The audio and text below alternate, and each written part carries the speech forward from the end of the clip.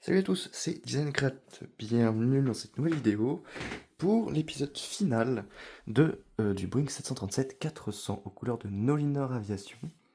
Donc cette vidéo, je vais la faire pas comme pas comme la dernière vidéo finale à 350 000, enfin 900. Je vais la faire vraiment classique comme je fais d'habitude mes vidéos parce qu'il n'y a pas tant de choses que ça à vous présenter. Donc je vais commencer très rapidement. Donc en gros, on commence par le schéma global de l'avion. Donc, voilà, donc le nez qui ressemble globalement au 737-200. La différence, bien sûr, c'est ici. Il n'y a plus le petit gravel kit, enfin, il n'y a plus les éléments du gravel kit, bien sûr. Les moteurs aussi sont la différence. Donc, les moteurs, ce sont donc des CFM56-3. Donc, c'est la première version du CFM56.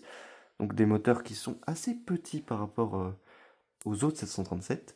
Donc là, du coup, vu que c'est un 400, je sais pas si j'ai précisé, enfin voilà, 737 400 aux couleurs de Nolinor. Donc aussi, c'est important de savoir que Nolinor, pourquoi Nolinor ont un 737 400? C'est parce qu'avant, il était aux couleurs de OWG, qui est leur filiale, comment dire, leur filiale qui n'a pas les mêmes standards, on va dire. Une filiale un petit peu plus axée sur les vacances et tout ça, plutôt que les transports de mineurs. Et puis voilà, donc c'est et ils l'ont repeint aux couleurs de Nolinor, donc à la livrée originale, donc le bleu, le bandeau, le blanc et puis le Nolinor marqué comme ça. Également, bien sûr, le Horizontal Stabilizer en bleu nuit. Donc si vous voulez la couleur, c'est le Earth Blue de Lego.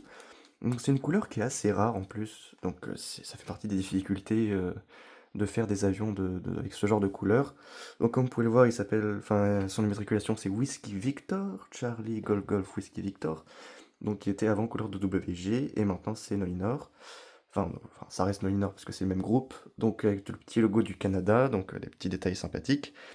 Comme vous pouvez le voir juste ici aussi, donc les volets, je vous les ai directement euh, déployés parce que c'est plus simple. Vous pouvez voir ici une landing light, donc c'est aussi significatif des 737 classiques et original, donc comme le 200, donc c'est 100, 200, 300, 400, 500, qui ont les landing lights juste ici, donc c'est les retractables.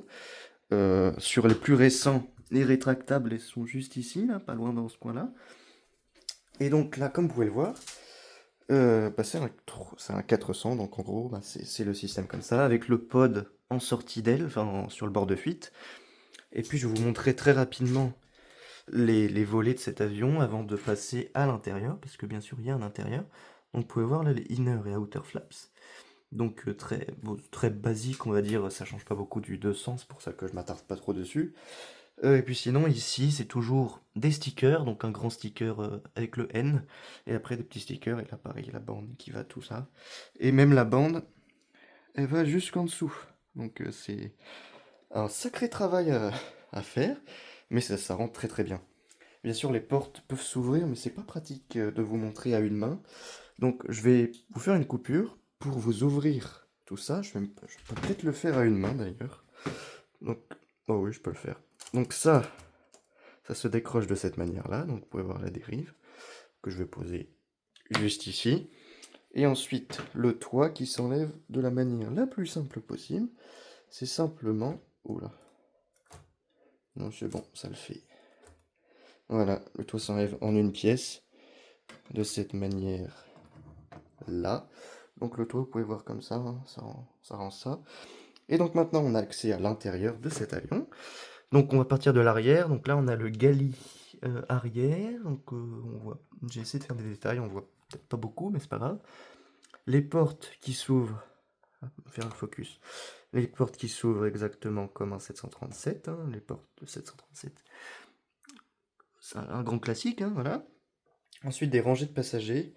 Je vais peut-être modifier pour la faire en haute densité, comme j'ai fait dans la 350, donc c'est-à-dire en mettant, au lieu de mettre un tenon d'écart entre chocs, je vais mettre un demi, donc ça fait plus, je sais pas, je vais peut-être gagner 30% de siège, un truc du genre, donc ça peut être sympa quand même, vu que c'est du haute densité, ça reste on va dire du charter, donc c'est du low, enfin par définition le charter, du coup c'est pas des standards très très hauts forcément, mais enfin, voilà, du coup il y a une haute densité pour avoir le maximum de passagers bien sûr.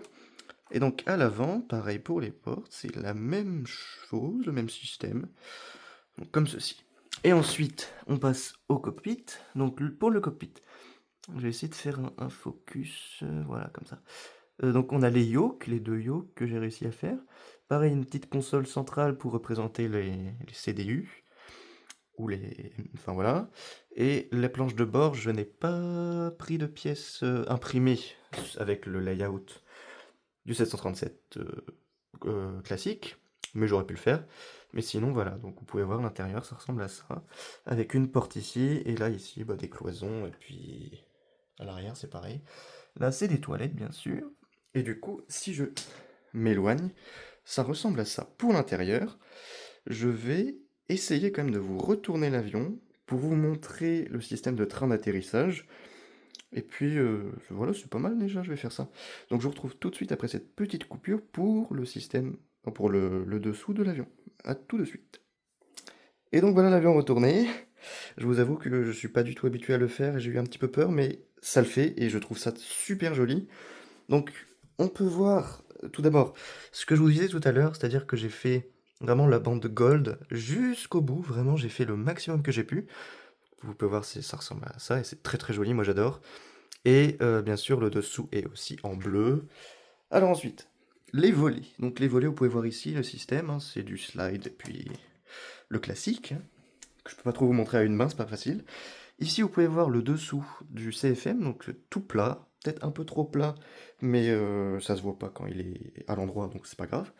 Et ensuite, pour le train principal, donc il y a deux logements, bien sûr, hein, comme le 737. Le 737 n'a pas de trappe de train d'atterrissage, donc évidemment, ça change rien. Donc ça se replie comme ça, comme ceci, donc ça fait ça. Et pour le train avant, c'est très simple, hein, c'est c'est comme ceci, si j'y arrive. Voilà, c'est comme ça.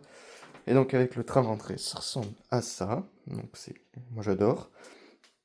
Et donc ça me permet aussi de vous montrer les pods. Donc j'ai fait un effort, voilà, de détail ici sur la couleur. Donc en dessous c'est un petit peu, c'est du gris foncé et ça ajoute un truc, voilà, moi j'adore. Donc ici vous pouvez voir aussi des petites lumières, des petites antennes, des prises statiques. Et puis voilà, je pense que c'est tout pour le dessous de cet avion. Je vous fais une dernière vue globale et puis après je vais vous retourner pour terminer cette vidéo parce que j'ai réussi à faire le tour en 7 minutes. Ça c'est pas mal. Donc je vous retourne l'avion et puis je vous retrouve juste après. Et voilà, l'avion est de nouveau à l'endroit. Donc je me suis dit entre-temps que ce serait une bonne idée de vous mettre mince, le focus. De mettre un personnage juste devant l'avion pour vous donner un ordre d'idée. Donc en gros cet avion fait 1 mètre de long, hein, globalement c'est à peu près ça. En envergure c'est à peu près 70-75 cm.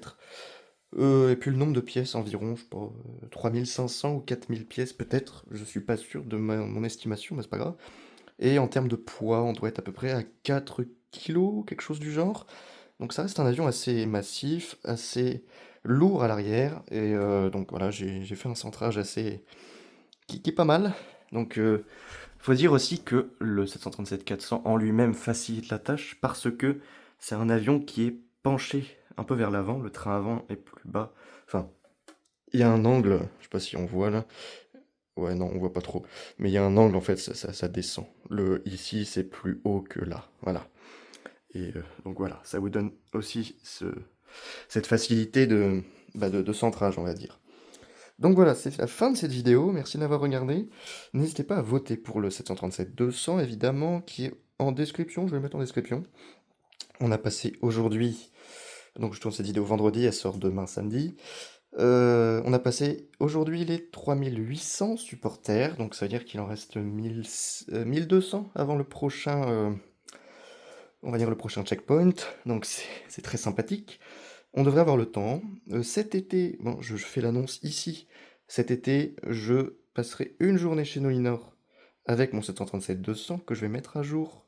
Enfin, je vais mettre à jour celui du président de Nolinor, Marco Prudhomme, mais je vous en parlerai un peu plus cet été. Donc voilà, cet été, je retourne à Montréal pour rendre une petite visite à Nolinor avec le 737-200. Celui-là, je ne peux pas l'emmener, pas facile à transporter. Et je vais être honnête avec vous, j'ai plus de pièces pour faire un avion de cette taille. Je commence à épuiser tous mes stocks de pièces de structure, on va dire. Et donc ça commence à être un petit peu compliqué de d'innover, de chercher, enfin de trouver de nouveaux projets, et à chaque fois une commande s'impose, donc c'est pas facile. Donc je pense que c'était le dernier avion de ce type-là, donc le moyen courrier, un, médium, enfin voilà, voilà, un avion de ce type. Je pense que c'est le dernier de ce type, le dernier de la série 1737 que je vais faire. Si je refais un 737, ce sera un 300 aux couleurs de Nolinor, évidemment. Et puis voilà, en tout cas c'était le 400. Je voulais faire le contraste entre le 200 et le 400. Et aussi pour fêter l'arrivée du 400 dans la compagnie, enfin dans la flotte Nolinor. Donc voilà, merci d'avoir regardé cette vidéo. N'hésitez pas à vous abonner, partager, commenter évidemment cette vidéo, j'ai envie d'avoir votre avis. Et puis surtout partager, c'est très très très important. On a passé récemment les 1300 abonnés. Pardon, on a passé récemment les 1300 abonnés, c'est fou. Aussi les 10 000 vues par mois, c'est assez fou aussi. Et la 350 est en route, enfin le timelapse du 900 est en route pour les 30 000 vues. C'est fou aussi, je peux pas vous remercier assez pour tout ce que vous faites. Voilà, et puis surtout supporter le 200, je me répète, mais c'est pas grave. Donc voilà, c'est tout pour cette vidéo. Moi je vous souhaite une agréable journée, un bon week-end, et je vous retrouve pour la prochaine vidéo qui sera le final de la 350 000 qui est à gauche, mais que je vais pas vous montrer, aux couleurs de British Airways. Donc c'est la prochaine vidéo. Je vais essayer de trouver le temps pour la faire. Là, je l'ai fait en une prise, celui-ci, parce que c'était plus simple, et puis ça fait déjà 11 minutes, donc j'imagine pas la 350.